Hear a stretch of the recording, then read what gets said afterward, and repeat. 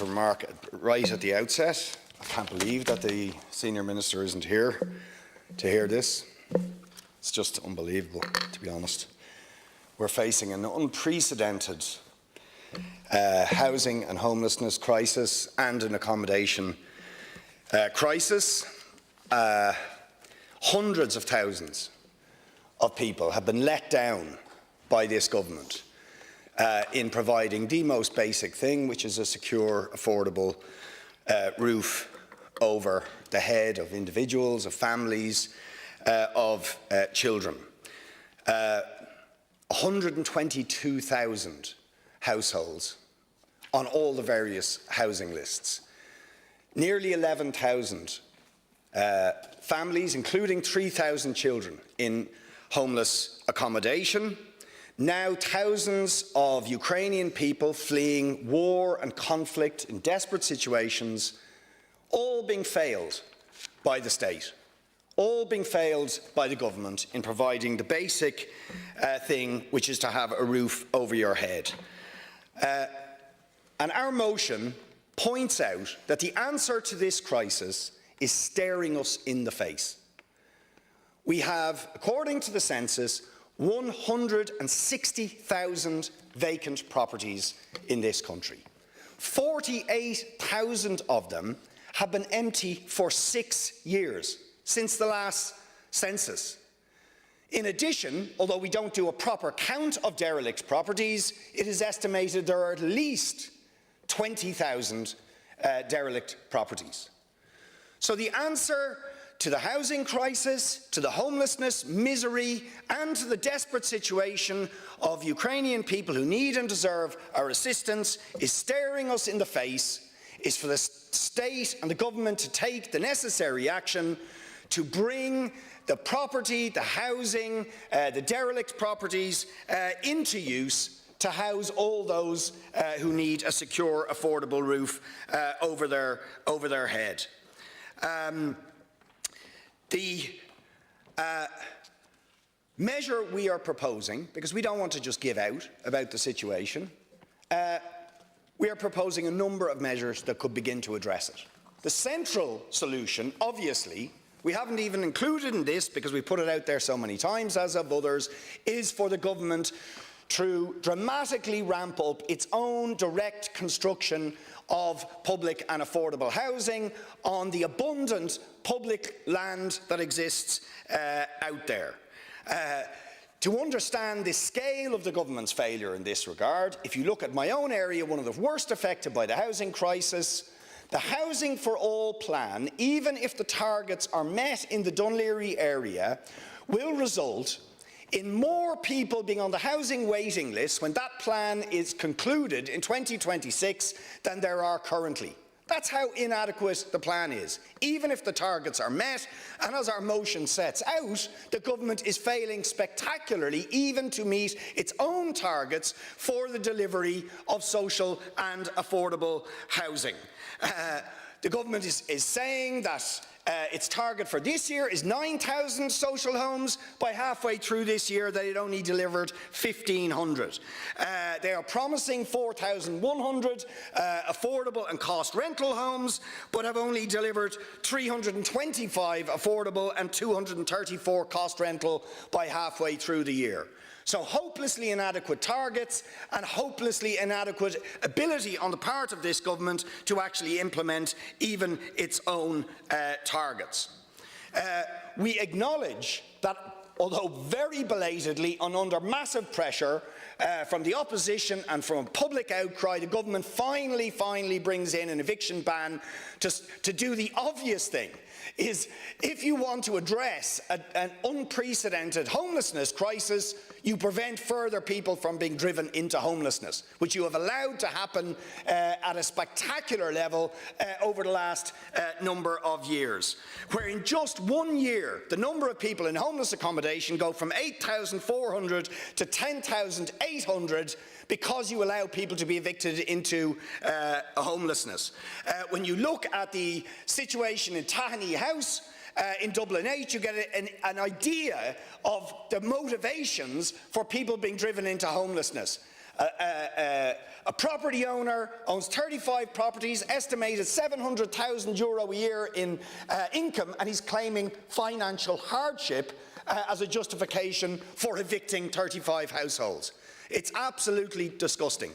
And even the eviction ban you brought in still has the loophole that anybody who got a termination date before the introduction of the legislation will still potentially be evicted over the next few months in the midst of winter, something the government better amend in the legislation that's coming before us in the later afternoon.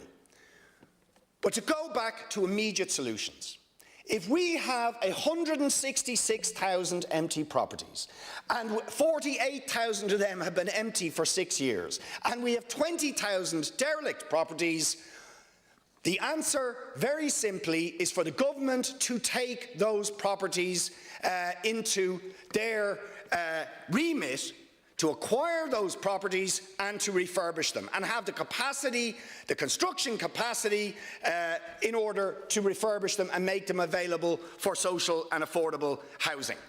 But the government refuses to do that. In my own area, again, for 4 years I've been pointing to just one example of that, St Helens Court, where now I think 17 apartments have been empty for 2 to 3 years, and the landlord, a vulture fund, is trying to evict the rest of the tenants and has been doing that for a number of years. And the government still has not taken control of those properties. So we are saying there should be a use it or lose it provision. If a property is vacant for more than 6 months without good reason, the state should acquire that property, if necessary, through compulsory purchase in order to deliver social and affordable housing. Similarly, we have 80,000 planning permissions currently.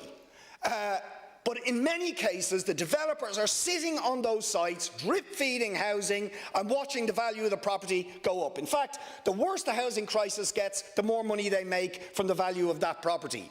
Those planning permissions and those sites should be taken over by the state in order to deliver social and affordable housing, and develop a state construction company so we are not dependent on private developers to do it, but we do it directly ourselves. Paul Murphy. Thanks, Chair. None of this is natural. None of it is inevitable. The scale of the housing crisis in this country and how it affects ordinary people, all of it is a consequence of policy. The almost 11,000 people in emergency accommodation, over 3,000 of whom are children whose lives will be forever blighted by the experience. The hundreds of thousands of people who are stuck living with their parents because they can't afford to rent, the 250,000 people on the social housing waiting list or in HAP or RAS funded precarious private tenancies, students who are asking students' unions if they can pitch a tent on campus because they can't afford to find a room, traveller families in horrific accommodation, and now refugees unable to find shelter having fled war. None of that is natural, none of it is inevitable. It is the consequence of years and years of aggressive neoliberal policies in housing by Fianna Fáil, Fine Gael, Labour and the Green Party. And it is all based on a policy which says that the right of all of those people to a home comes second to the right of developers and the right of big corporate landlords to maximise their profit. Fundamentally, their right to do what they want with their private property to maximise their profit comes before the right of society to say, no, we want people in one of the wealthiest countries in the world to actually have a home. It's the consequence of commodification, privatisation and financialisation of housing that unfortunately is taking place right around the world. The issue of vacant properties really gets to the heart of it, because this is the most immediate solution to the crises that people are facing in every community, in every town, in every city across the state. There are vacant properties. It's the most immediate solution to use those vacant properties for people who need them.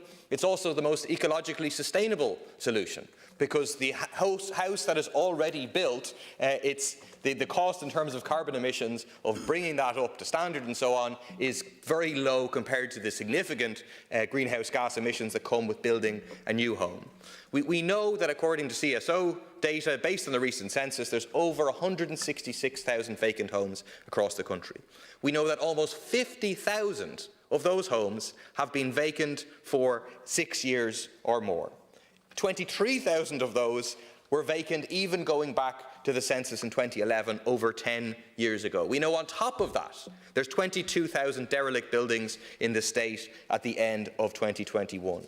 Even allowing for a certain amount of overestimation of long-term vacant properties, it's clear there is massive potential to immediately bring vacant properties into use as social and affordable homes for the tens of thousands of households desperate for somewhere affordable to live. The issue is for us to say, no, you don't have a right to leave that home vacant in the context of a housing crisis, that if you don't use it, then you will lose it, and the state will intervene and will compulsorily purchase the home in order to make it available for people to live in. Beyond that is the issue of the planning permissions. There's an estimated 80,000 housing planning permissions granted nationally but not activated. In the Dublin area, the most recent Housing Supply Coordination Task Force report for the last quarter of 2021 notes there are granted permissions for about 75,000 homes.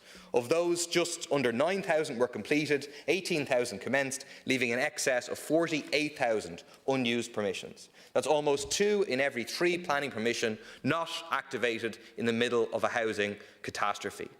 The Dublin Democratic Planning Alliance collected data on strategic housing developments. By February 2022, that toxic process had granted permission for almost 70,000 units, less than 13,000 had commenced. Even allowing for those under judicial review, there's still 40,000 unused permissions worldwide. So what do we know about who is hoarding this land with planning permissions? Cairn Homes, a stock valuation of close to €600 million, owns land banks that could accommodate 17,700 homes. 82% of these sites have planning permission or are in the planning process. The vast majority of this land is in or around Dublin.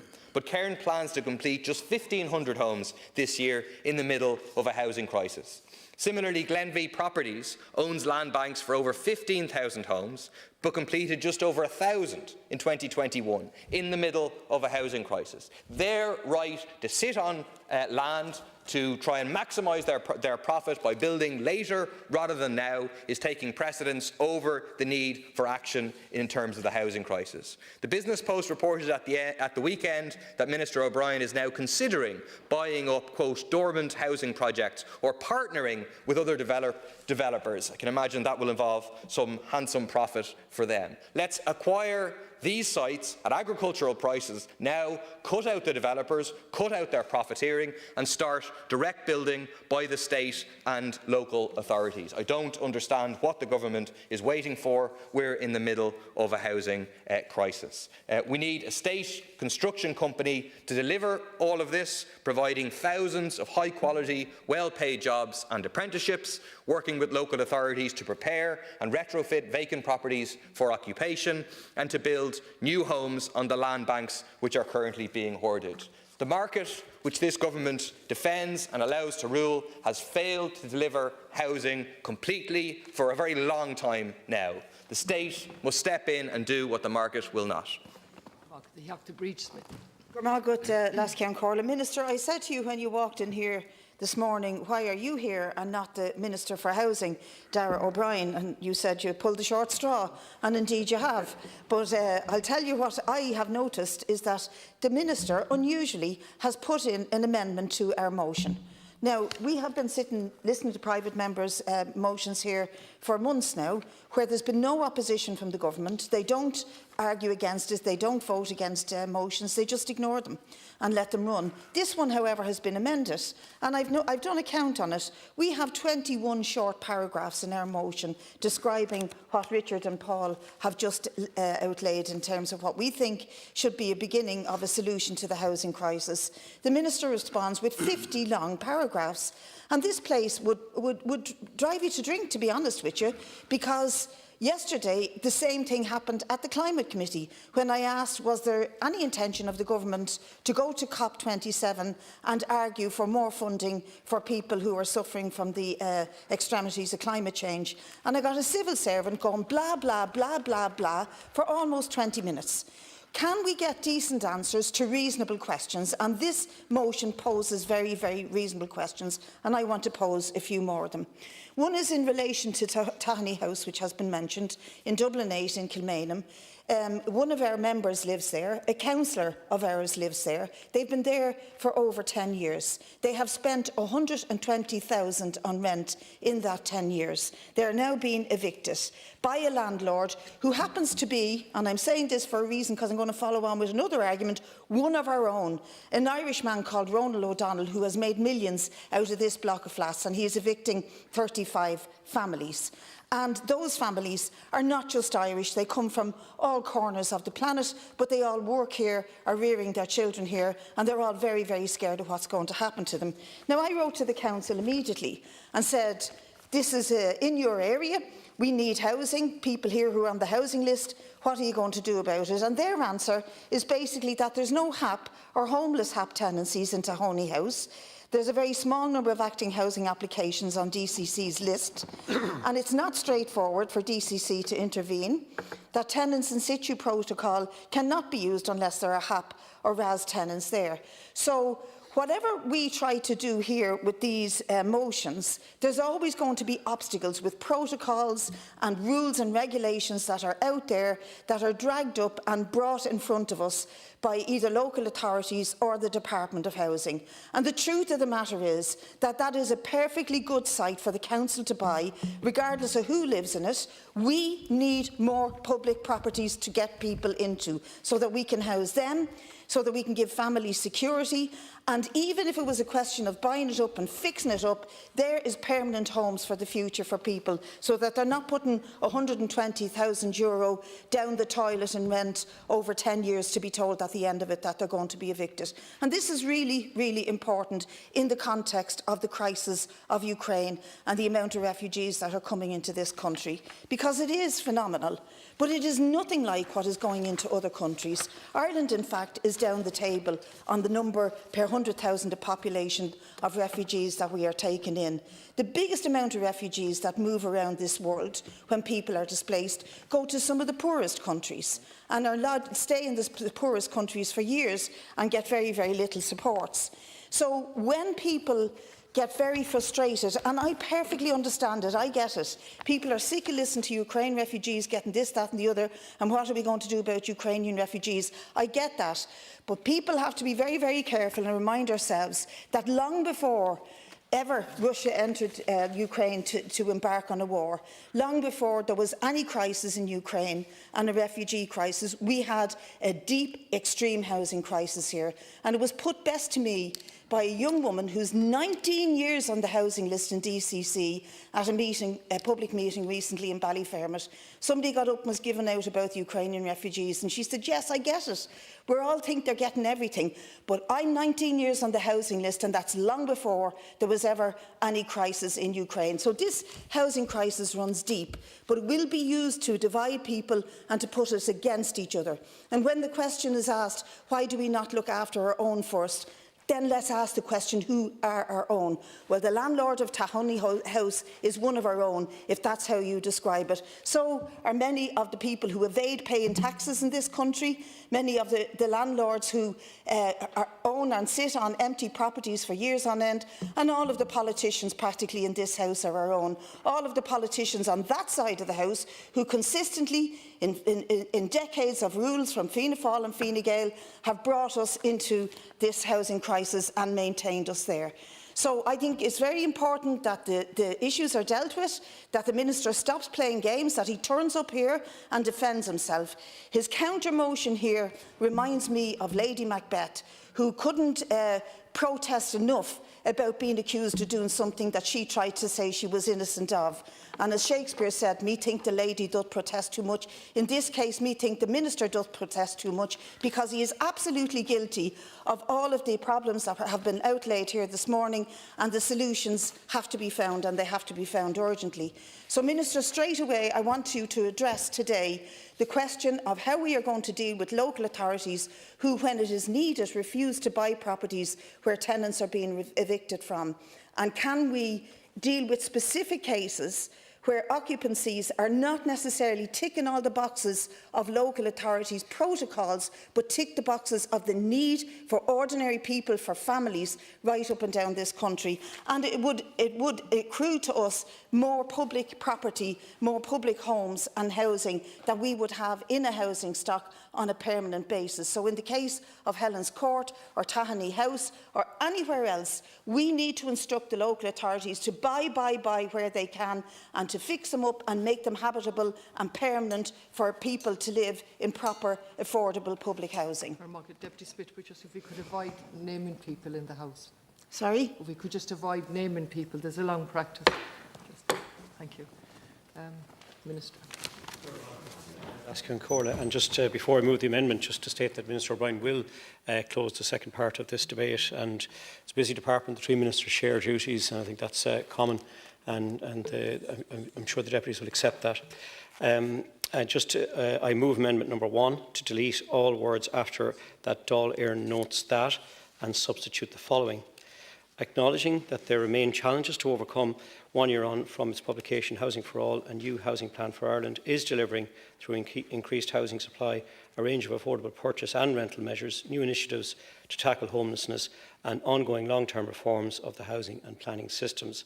Housing supply is increasing despite such unprecedented challenges arising from the war in Ukraine, the energy crisis, increasing interest rates and supply chain issues. In the past 12 months to the end of June 2022, almost 25,500 homes were